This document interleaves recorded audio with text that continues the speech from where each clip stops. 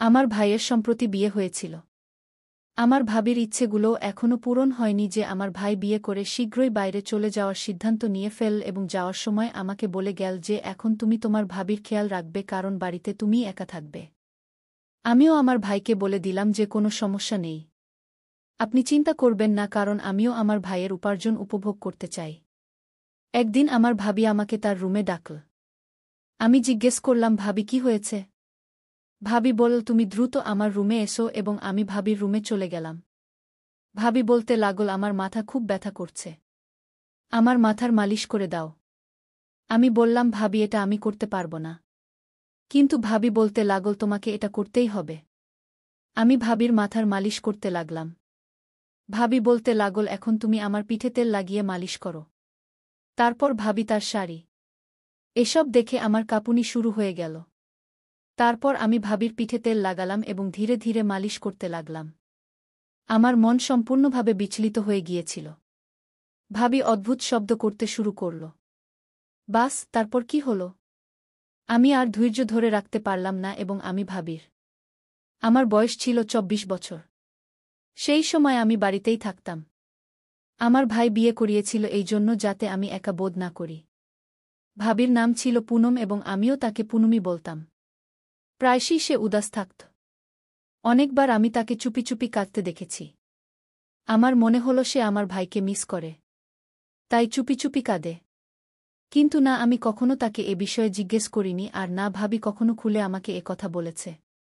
রাতে সে তার রুমে বন্ধ হয়ে যেত এবং রুম থেকে কান্নার শব্দ আসতে শুরু করত। আসলে আমার ভাইয়ের বিয়ের পরের সপ্তাহেই সে বিদেশ চলে গিয়েছিল। একজন নতুন বধূর জন্য তার স্বামী ছাড়া থাকা খুব কঠিন হয়ে পড়ে। কিন্তু আমার ভাই তো শুধু আমার জন্যই বিয়ে করেছিল কারণ আমি বাড়িতে একা থাকতাম এবং এখন বাড়ির দায়িত্ব নেওয়ার জন্য একজন মহিলার থাকা জরুরি ছিল। এই জন্যই ভাই ভাবিকে আমার হাতে ছেড়ে চলে গেল। পুনম ভাবি সম্পূর্ণ একা থাকত। তার খেয়ালও আমি রাখতাম। সে ছিল ২৮ বছরের এক যুবতী। সম্পর্ক না পাওয়ার কারণে আমার ভাইয়ের সাথে তার বিয়ে হয়ে গিয়েছিল। কারণ সময়ের সাথে সাথে তার বয়স বাড়ছিল। এক রাতে আমি ঘুমানোর জন্য শুয়েছিলাম। যখন ভাবি আমাকে ডাকতে শুরু করল। আমি ভাবছিলাম এই সময় ভাবির আমার কি প্রয়োজন হতে পারে। এটা ভেবেই আমি দ্রুত ভাবির রুমে চলে গেলাম। কারণ ভাই যাওয়ার সময় সব দায়িত্ব আমার উপর ছেড়ে দিয়েছিল। সে বলেছিল যে আমার পরে বাড়ির প্রয়োজনের খেয়াল রাখতে এবং সত্যিকারের মন দিয়ে ভাবির সেবা করতে কারণ ভাইয়ের টাকায় আমি আরাম করতাম। তাই আমি চাইনি যে ভাবি আমার ভাইয়ের কাছে কোনো অভিযোগ করে। যখনই ভাবি ফিরে আসার কথা বলত সে কোনো না কোনো ছলনা করে আসতে মানা করে দিত। রাত ১২টার সময় ভাবি আমাকে ডেকে তার রুমে ডাকল এবং আমি ভেবে চলে গেলাম যে কোনো জরুরি কাজ হবে। কিন্তু সেখানে গিয়ে আমি হতবাক হয়ে গেলাম কারণ সে নিজে বিছানায় শুয়েছিল। আমি ঘাবড়ে গিয়ে দরজার কাছে থেমে গেলাম। ভাবিকে ডেকে জিজ্ঞেস করলাম ভাবি আমার কোনো কাজ ছিল? আমার কথা শুনে সে উঠে বসল এবং আমি ভেবেছিলাম যে সবসময়ের মতো তার দুপাট্টা দিয়ে নিজেকে ঢেকে নেবে কারণ সে সারাদিন দুপাট্টা পরে থাকত। আমি তাকে কখনো এভাবে দেখিনি। কিন্তু আমার কথা শুনে সে বলতে লাগল, সমীর ভিতরে চলে আসো। আমার তোমার সাথে কিছু জরুরি কাজ আছে ভাবি। এখনও সে সেইভাবে শুয়েছিল। আমি রুমে গেলাম কিন্তু আমার চোখ নিচু ছিল এবং আমি লজ্জা পাচ্ছিলাম। আমি ভাবিকে প্রথমবার এভাবে দেখেছিলাম। ভাবি আমার দিকে ঘুরে তাকাল এবং আমার নিচু চোখ দেখে বলতে লাগল, সমীর লজ্জা পাওয়ার কিছু নেই। এই বাড়িতে আমাদেরই একে অপরের সঙ্গ দিতে হবে। আমার স্বামী তো বিদেশে থাকে কিন্তু তুমি সবসময় এখানে থাকো এবং আমার খেয়াল রাখো। এটা ভেবেই আমি তোমাকে ডেকেছি যে কঠিন সময়ে তুমি আমার সঙ্গ দেবে। ভাবির কথা শুনে আমি অবাক হয়ে তার দিকে তাকালাম। সে বলতে লাগল আমার মাথায় খুব ব্যথা করছে। তুমি কি আমার মালিশ করে দেবে? তোমার ভাই আমাকে বলেছিল যে তুমি খুব ভালো ম্যাসাজ করো এবং তার মাথা ব্যথা কয়েক মিনিটেই সেরে যায়। ভাবির কথা শুনে আমি হেসে উঠলাম কারণ এটা সত্যি যে ভাই যখন এখানে থাকতেন তখন সবসময় আমার কাছ থেকে মাথার ম্যাসাজ করিয়ে নিতেন। কিন্তু সে তো আমার ভাই ছিল আর ভাবিকে ম্যাসাজ আমি কিভাবে করতে পারি? ভাবি আমাকে ভাবিয়ে দিয়েছিল। বুঝতে পারছিলাম না কি করব। আমি ভাবছিলাম ভাবি কেমন নারী যে তার দেবরকে ম্যাসাজ করতে বলে। তার লজ্জা করল না, যদিও এটা কোনো বড় কথা নয়। কিন্তু একজন নারীর একজন পুরুষের কাছ থেকে ম্যাসাজ করানো, আর সেটাও তার দেবরের কাছ থেকে, যদি অন্য কেউ হতো তাহলে না বলে বরং তাকে কটু কথা শুনিয়ে দিত। কিন্তু এখন আমি ভাবির দয়ার উপর বেঁচেছিলাম। তাই তার সামনে কথা বলার সাহস ছিল না, আর না বলতেও পারছিলাম না। ভাবি ড্রেসিং টেবিলে রাখা তেলের বোতলটা আমাকে দেখিয়ে বলতে লাগল, খুব ভালো হবে যদি তুমি আমার মাথায় ম্যাসাজ করে দাও। বলার সময় তার চোখে ভেজা ভাব ছিল, আর আমার মনে হলো হয়তো সে খুব কষ্টে আছে। কিন্তু আমি ভাবিকে না বলতে পারলাম না। আমি সেই তেলটা নিয়ে তার বিছানার পাশে বসলাম। তারপর ধীরে ধীরে তেল তার মাথায় লাগিয়ে ম্যাসাজ করতে শুরু করলাম। আমি আমার দৃষ্টি নিচু করে রেখেছিলাম এবং কোনো রকম অনুভূতি হতে নিজেকে বিরত রেখেছিলাম। আমার হাত তার মাথায় তেল লাগানোর সময় ভীষণভাবে কাঁপছিল। আমি আজ পর্যন্ত ভাবির অনেক সাহায্য করেছি, কিন্তু ভাবি কখনো আমার কাছে এমন অনুরোধ করেনি। যত আমি তেল লাগাতে থাকলাম, ভাবির অদ্ভুত আওয়াজ ঘরে গুঞ্জন করতে লাগল। মনে হচ্ছিল যেন সে আরাম পাচ্ছে। আমি আবার তার দিকে তাকাইনি, আর না তার মুখের দিকে চোখ পড়েছে। আমার লজ্জা হচ্ছিল, আর আমি সেখান থেকে চলে যেতে চাইছিলাম। কিন্তু আমি বাধ্য ছিলাম। যদি আমি ভাবিকে না বলতাম আর এটা আমার ভাইয়ের কানে যেত, তাহলে ভাবির কোনো কথাই মানা হতো না। নইলে আমার খরচা বন্ধ হয়ে যেত। ভাবির ইচ্ছা এমন ছিল যে সে কখনো কোনো কিছু থেকে না বলেনি। আমি বিনা দ্বিধায় তার কাছ থেকে টাকা চেয়ে নিতাম, আর সে বিনা প্রশ্নে আমাকে দিয়ে দিত। কিছুক্ষণ ধরে আমি ম্যাসাজ করতে থাকলাম, আর তার আওয়াজ ঘরে গুঞ্জন করতে থাকল। এরপর সম্ভবত সে ঘুমিয়ে পড়েছিল, কারণ তার আওয়াজ বন্ধ হয়ে গেল। তারপর আমি উঠে আমার ঘরে চলে এলাম। প্রথমবার আমি কোনো নারীর এভাবে ম্যাসাজ করলাম, আর এই ঘটনা আমার ভেতর আগুন জ্বালিয়ে দিয়েছিল। ভাবির ফর্সা মুখ আমাকেও মাতাল করে দিয়েছিল। যেই মনে হলো সে আমার ভাইয়ের স্ত্রী, আমি ভাবলাম এখন আর তার ঘরে যাব না। পরদিন সকালে ভাবি পুরোপুরি দোপাট্টা পরেছিল আর আমার জন্য রুটি বানাচ্ছিল। তারপর আমি এগিয়ে গিয়ে রুটি নিলাম, আর সে আমাকে বলতে লাগল, সমীর, তুমি আমার মাথাব্যথা সারিয়ে দিয়েছ। আমি তোমাকে ধন্যবাদ দিতে চাই কি? তার কথা শুনে আমি লজ্জা পেয়ে গেলাম। আমি বললাম, আসলে আপনি সারাদিন বাড়িতে কাজ করে ক্লান্ত হয়ে যান। তাই আমি চেষ্টা করব আপনার কাজে সাহায্য করতে, না হলে আপনি কাউকে রাখুন গু। আমার কথা শুনে ভাবি বলল, আমার ক্লান্তি তখনই দূর হবে যখন আমার স্বামী আসবে। সেই দিনই আমার ক্লান্তি দূর হবে গু। আমি তার কথার মানে বুঝতে পারলাম না। কিন্তু সে রান্নাঘরে চলে গেল, আর আমার কাজের সময় হয়ে গেল। আমি বাড়ি থেকে চলে গেলাম। সারাদিন আমার মাথায় ভাবিই ঘুরছিল। দুপুরে যখন বাড়ি ফিরলাম, আমার বোনও বাড়ি চলে এসেছিল। আমি ভাবলাম কোনোভাবে সুযোগ খুঁজে ভাবির ম্যাসাজের কথা বলে দেব। কিন্তু তারা দুজন এতই মগ্ন ছিল যে আমার জন্য সময় পেল না। কিছুক্ষণ পরে আমার বোন বলে চলে গেল যে তার স্বামী কাজ থেকে আসছে, আর আমি তাকে ম্যাসাজের কথা বলতে পারলাম না। কিছুক্ষণ বিশ্রাম নেওয়ার পরে যখন ঘর থেকে বের হলাম, তখন দেখলাম ভাবি কাপড় ধুচ্ছে আর খুব কষ্টে কাপড়ের বালতি উঠিয়ে ছাদে নিয়ে যাচ্ছে।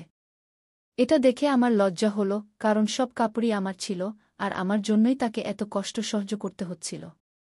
আমি তাড়াতাড়ি ভাবিকে ডাকলাম, আর সে ঘামে ভিজে গিয়েছিল। আমি বালতি ধরে ছাদে গেলাম আর তার সাহায্য করে কাপড়গুলো দড়িতে টাঙিয়ে দিলাম। যখন আমরা ফিরে এলাম, তখন সে একটু অদ্ভুতভাবে হাঁটছিল, যেন তার খুব কষ্ট হচ্ছে। আমি তাকে বললাম, যদি সে বলে তাহলে আমি তাকে ডাক্তারের কাছে নিয়ে যেতে পারি। আমার মনে হচ্ছিল তার মাথাব্যথা হচ্ছে। আমার কথা শুনে সে দুঃখের সঙ্গে হেসে বলল, এটা আমার ভুলের ফল। ভাবির কথা শুনে আমি হতবাক হয়ে গেলাম। তুমি চিন্তা করো না, আমি শীঘ্রই সুস্থ হয়ে যাব এবং আমার ঘরে চলে গেলাম। গত কয়েকদিন ধরে তার প্রতিটি কথা আমার বোঝার বাইরে ছিল এবং এটি আমার জন্য সমস্যা হয়ে দাঁড়িয়েছিল। কখনো কখনো মনে হচ্ছিল সে কিছু লুকানোর চেষ্টা করছে। দুপুর শেষ হয়ে গেল এবং সন্ধ্যা হয়ে গেল। আমার চা পান করার ইচ্ছা হচ্ছিল। আমি বৌদির ঘরে গিয়ে তাকে ডাকতে গেলাম। কিন্তু সে তার ঘরে কাঁদছিল এবং কাউকে বলছিল, এটা সব তোমার কারণেই হয়েছে। আজ আমার যে অবস্থা, তার দায়ী তুমি। বৌদির কথা শুনে আমি দরজায় থেমে গেলাম। আমি জানতাম না সে কার সাথে কথা বলছিল, কিন্তু নিশ্চিতভাবে সে আমার ভাই ছিল না। বৌদির কথা থেকে আমি বুঝতে পেরেছিলাম যে তার মাথাব্যথার কারণই ছিল সে অন্য কারো সাথে ভুলভাবে কথা বলছিল। আমি বুঝতে পারছিলাম না যে এসব শুনে আমাকে কি করা উচিত। কোনো চিন্তা না করে আমি আমার ভাইকে ফোন করলাম। আমি তাকে বললাম, তুমি ফিরে আসছো না কেন? সে বলল, কি হয়েছে? সব ঠিক আছে তো? আমি তাকে বললাম তার স্ত্রী কেমন আচরণ করছে, এবং শুধু এটাই বললাম যে সে তোমার জন্য মন কেমন করছে, তাই তাড়াতাড়ি ফিরে এসো। কিছু কথা বলার পর সে ফোন কেটে দিল। তারপর আমি ভাবতে লাগলাম আমাকে কি করা উচিত নয়। তারপর সেই রাতে বৌদি আমাকে ডেকে তার ঘরে নিয়ে গেল। আমি তার ঘরে গেলাম এবং সে শুয়েছিল এবং মাথার ম্যাসাজ করতে বলল। আমি নিঃশব্দে তেলের বোতল নিলাম এবং তার মাথায় ম্যাসাজ করতে লাগলাম। আমি ভাবছিলাম সে আমার কাছ থেকে তার মাথার ম্যাসাজ কেন করাচ্ছে। আমার মনে হচ্ছিল যখন আমি কলেজে যেতাম তখন বাড়িতে কেউ আসত। এটি দেখার জন্য পরের দিন আমি কলেজ থেকে তাড়াতাড়ি ফিরে এলাম। কিন্তু এটি দেখে আমি হতবাক হয়ে গেলাম যে বাড়িটি সম্পূর্ণ নির্জন ছিল এবং বাড়িতে কেউ ছিল না। আমি বাড়ি থেকে কিছু দূরে দাঁড়িয়েছিলাম এবং কিছুক্ষণ পরে বৌদি বাড়িতে এল। ঘামে ভেজা সে বাড়ির দরজা খুলে ভিতরে চলে গেল। আমি তাড়াতাড়ি বাড়িতে গেলাম এবং বৌদিকে জিজ্ঞাসা করতে লাগলাম সে সারাদিন কি করেছিল। বৌদি আমাকে বাড়ির কাজের কথা বলতে লাগল। কিন্তু সে বলল না যে সে বাইরে কেন গিয়েছিল। এখন আমি সম্পূর্ণ নিশ্চিত হয়েছিলাম যে সে কিছু না কিছু ভুল করছিল। সারাদিন আমি এইভাবে অস্থির হয়ে কাটালাম। আমি বৌদির সত্য জানতে চেয়েছিলাম। তারপর রাতের বেলা বৌদি আমাকে তার ঘরে ডাকল। আমি জানতাম সে আমার কাছ থেকে ম্যাসাজ করাতে চায়। কিন্তু আমার মন এটার জন্য মানছিল না। এটা সত্য যে তার মাথা ব্যথা হতো এবং তার কথা শুনে আমি তার ঘরে চলে গেলাম। আমি তেলের বোতল নিলাম এবং আবার ম্যাসাজ করতে লাগলাম। কিন্তু সে আমাকে এমন কিছু বলল যে আমি হতবাক হয়ে গেলাম। সে বলল আগে লাইট বন্ধ করে দাও। এটা প্রথমবার যখন সে আমাকে লাইট বন্ধ করতে বলেছিল। আমি জিজ্ঞাসা করলাম এই লাইট কেন বন্ধ করতে হবে। কিন্তু সে রাগ করে আমার দিকে তাকাতে লাগল। বারবার বলার পর আমি লাইট বন্ধ করলাম এবং ম্যাসাজের জন্য প্রস্তুত হলাম। যখন আমি তার পাশে বসলাম তখন সে আমার হাত ধরে ফেল। তার এই আচরণে আমি হতবাক হয়ে গেলাম। আমার রাগ হচ্ছিল যে সে তার সীমা অতিক্রম করছে। আমি রেগে বললাম, তুমি কি করছ? সে বলল, সমীর, আমি তোমার সাথে খুব গুরুত্বপূর্ণ একটা কথা বলতে চাই, কিন্তু আমার এত সাহস নেই যে আমি আলোতে তোমার সাথে কথা বলতে পারি। তাই আমি অন্ধকার করে রেখেছি। ভাবির কণ্ঠে আমি কিছু আলাদা অনুভব করছিলাম। এরপর সে আমার হাত ধরে তার কথা বলা শুরু করল, যা আমি শুনে হতবাক হয়ে গেলাম। সে বলল যে সে ছেলেদের খুব পছন্দ করে, কিন্তু কেউই তার সাথে সম্পর্ক রাখতে চায় না। তাই সে একা জীবন কাটাচ্ছে। কিন্তু সবচেয়ে বড় সমস্যা হল যখন তার জীবনে একজন মানুষ এল, যে তাকে ভালোবাসা ও স্বপ্ন দেখাল। যখনই সে টাকা চাইত সে তাকে দিত। কিন্তু যখন সে বিয়ের কথা বলল তখন সে মানা করল, কারণ সে একটু বয়সে বড় হয়ে গিয়েছিল এবং সে তার সাথে বিয়ে করতে চায়নি। সে অন্য কোনো মেয়ে চাইত কারণ সে বেশ উন্নতি করেছিল। তারই কারণে সে তার ছোটখাটো ব্যবসা শুরু করেছিল। তার কাছে সবকিছু চলে এসেছিল এবং তার আর তার প্রয়োজন ছিল না। কিন্তু এত বছর পর দুই চাকরির কারণে সে তাকে ছেড়ে চলে গেল এবং এখন তার কোমরে ব্যথা হতো আর মাথায় মাঝে মাঝে ব্যথা হতে শুরু করেছিল। আমি অনেক কষ্ট সহ্য করছিলাম। যখন তোমার ভাইয়ের বিয়ের সিদ্ধান্ত এল, আমার বাবা মা বাধ্য হয়ে তোমার ভাইয়ের সাথে আমার বিয়ে দিলেন। আর আমি বিয়ে করে এখানে চলে এলাম। কিন্তু সব সময় আমার এই আফসোস হতো যে আমি কেমন মানুষের পিছনে নিজেকে নষ্ট করেছি যে কখনো আমার ছিলই না। আমার ভাইয়েরা আমার কদর করেনি আর না আমার ভালোবাসা। তারপর আমার উপর সবচেয়ে বড় দুঃখ এল যখন আমি জানলাম যে তোমার ভাই বিদেশে বিয়ে করেছে। তোমার ভাই কয়েকদিন আগে আমাকে ফোন করে বলল যে সে সেখানে বিয়ে করেছে এবং এই বিয়ে শুধু তোমার সাথে এই বাড়ির জন্য করা হয়েছিল। এটা শুনে আমি হতবাক হয়ে গেলাম। আমার মন এই কথায় আটকে রইল। আমি আমার পুরো জীবন অন্যের সম্মান করতে কাটিয়েছি, কিন্তু আমি কিছু পাইনি। আমি এই চিন্তায় ডুবে রইলাম। একদিন আমি ছাদে কাপড় ধোয়ার সময় পড়ে গেলাম। এতে আমার কোমরে ব্যথা হতে লাগল এবং বাধ্য হয়ে আমাকে তোমার কাছে ম্যাসাজ করাতে হতো। আমার লজ্জা হতো যে আমি তোমার কাছে এসে ম্যাসাজ করাতাম, কিন্তু আমি কি করতাম? তোমা ছাড়া আমার কোনো ভরসা ছিল না। কাল আমি আমার বাড়ি গিয়েছিলাম। আমি আমার মাকে আমার স্বামীর দ্বিতীয় বিয়ের কথা বললাম, তখন সে বলল যে আমি আর কতদিন এমন জীবন কাটাব। এটা শুনে আমি ভেঙে পড়লাম এবং বাড়ি ফিরে এলাম। আমি জানতাম যে আমার জীবনে এখন আর কিছুই বাকি নেই।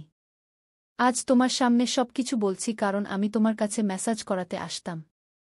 আমার লজ্জা হতো, কিন্তু আজ না হয় কাল তোমার এই কথা জানা হতো যে তোমার ভাই দ্বিতীয় বিয়ে করেছে এবং এখন সে কখনো ফিরে আসবে না। তাই আমি ভেবেছি যে তোমাকে আমার সব সত্য বলি। এটা বলে ভাবি কেঁদে ফেল। শুক্রিয়া যে ভাবি রুমের লাইট বন্ধ করে দিয়েছিল। আমার খুব আফসোস হল যে আমার ভাই খুব খারাপ ব্যবহার করেছিল। আগেই তার সাথে খুব খারাপ হয়ে গিয়েছিল এবং এখন সে তাকেও ছেড়ে দিয়েছে। কিন্তু কোথাও না কোথাও এতে আমাদের ভাইবোনদেরও ভুল ছিল। আমরা তাকে কখনো ফিরে আসতে দিইনি। তার বয়স বাড়ছিল। আর কতদিন সে একা থাকবে? তারপর সে অন্য একজন নারীকে বিয়ে করল। অনেকক্ষণ পর ভাবি বলল যে আমি আমার পুরো জীবন এই বাড়িতে চুপচাপ কাটিয়ে দেব। আমি তোমারও খেয়াল রাখব এবং তোমার বাড়িরও দেখাশোনা করব। শুধু তুমি আমাকে এই বাড়ি থেকে যেতে দিও না। তোমার ভাই এখন কখনো ফিরে আসবে না এবং আমিও এখানেই থাকব। আমার ভয় যে একদিন তুমি আমাকে এই বাড়ি থেকে বের করে দেবে। আমি ভাবিকে বললাম যে এমন কখনো হবে না। আমি তোমাকে কোথাও যেতে দেব না। তুমি এই বাড়িকে যেভাবে সামলাও এমন কেউ করতে পারে না। কিন্তু তুমি একা জীবন কেন কাটাতে চাও? আমার ভাইয়ের থেকে তালাক নিয়ে আমার সাথে বিয়ে করো। আমার কথা শুনে ভাবি হতবাক হয়ে গেল। আমি উঠে রুমের লাইট জ্বালালাম এবং বললাম, সুখেরও তোমার অধিকার আছে। আমার পড়াশোনা শেষ হতে চলেছে এবং আমি শীঘ্রই চাকরি করব।